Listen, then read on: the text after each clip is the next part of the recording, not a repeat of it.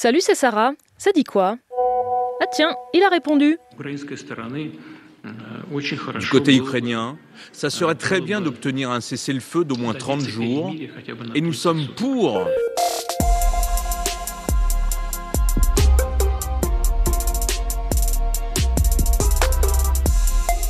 Le président russe a répondu à la proposition de trêve formulée par les États-Unis et l'Ukraine.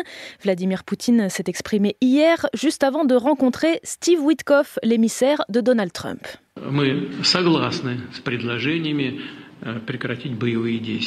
Nous approuvons cette proposition de cessation des hostilités. Est-ce que tu le sens venir, toi aussi, le mai? Nous approuvons cette proposition de cessation des hostilités.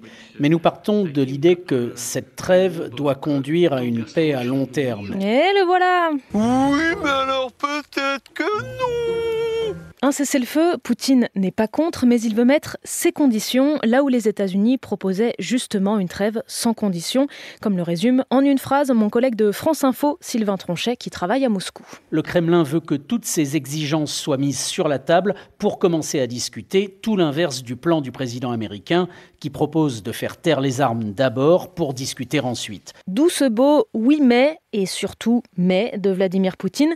Même si Donald Trump juge cette déclaration prometteuse, il admet qu'elle n'est pas complète. Côté ukrainien, Volodymyr Zelensky dénonce des propos manipulateurs du Kremlin et l'accuse de vouloir faire traîner les choses. Bref, affaire à suivre. On revient en France où le premier projet d'attentat de 2025 a été déjoué cette semaine. En Haute-Saône, un lycéen de 17 ans a été mis en examen hier. Lundi, il a été arrêté devant un lycée. Il avait sur lui un grand couteau. Il était déjà connu des services de renseignement pour radicalisation et il revendique appartenir à l'État islamique. Un juge d'instruction enquête maintenant sur ses projets. Et puis en parlant d'enquête, celle sur les violences au collège Notre-Dame de Bétharram près de Pau continue. Hier, l'évêque de Bayonne s'est exprimé pour la première fois lors d'une conférence de presse et alors qu'il commençait à évoquer la solidarité de l'Église avec les victimes, il a été interrompu. Soutien aux victimes, que justice se fasse pour les victimes, c'est scandaleux et nous ne lâcherons pas. Nous rentrerons partout, vous avez du sang sur les mains. Cet homme s'appelle Arnaud Gallet, c'est un militant pour les droits de l'enfant. Lui n'a pas de lien avec l'affaire Bétharram, mais il était là en soutien.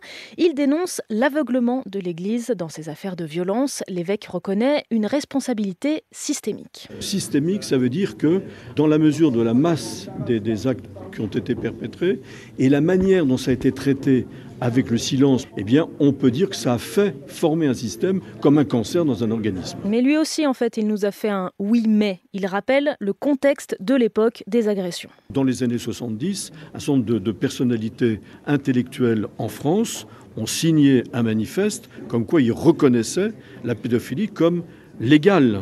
Mais selon le collectif des victimes, certaines plaintes concernent des faits survenus au début des années 2000. Et puis mes collègues d'ici Limousin nous apprennent aussi ce matin que les autorités catholiques de Limoges ont reçu des signalements d'agressions sexuelles dans une école où d'anciens prêtres de Bétharram ont officié. Ces derniers temps, on a vu pas mal d'altercations en Ligue 1 de foot entre des arbitres et des membres du staff des clubs. Ce matin, je t'emmène en Indre-et-Loire, dans le centre-ouest de la France, où ce week-end et le week-end prochain, dans tout le département, il n'y aura pas d'arbitre sur les terrains de foot. Voilà, il y a quelqu'un ? Alors ce sont des matchs départementaux, donc amateurs, mais c'est une décision rare. Début mars, un des arbitres du district a été agressé par un joueur qui, mécontent d'une décision, s'est jeté sur lui les pieds en avant. Alors les matchs, eux, ne sont pas annulés, il va bien falloir les arbitrer. Ce président de club va envoyer ses joueurs. C'est très facile d'être entre guillemets sur le banc de touche et de se dire oui, l'arbitre il est mauvais, il est trop loin, il n'a pas vu ceci, il n'a pas vu cela. C'est le meilleur moyen de leur faire comprendre le rôle de l'arbitre. Le président du district aurait voulu, lui, aller encore plus loin. Week-end sans foot, on ne joue pas. Aujourd'hui, les arbitres sont 20% moins nombreux qu'il y a 5 ans et la Fédération française de foot a demandé hier au ministre de la Justice de faire quelque chose pour les protéger. On a parlé du sport le plus populaire de France. On passe au deuxième. Ce n'est pas le tennis, mais bien le rugby. Le match France-Écosse, dernier tour du tournoi des 6 nations pour les Bleus, aura bien lieu avec des arbitres et tout. Et avec une animation particulière à la mi-temps au Stade de France. Louane interprétera la chanson qu'elle prépare pour l'Eurovision en mai. Donc pour l'entendre, il va falloir attendre ce samedi. Mais ce matin, on peut quand même écouter Louane dans le dernier titre de Damso.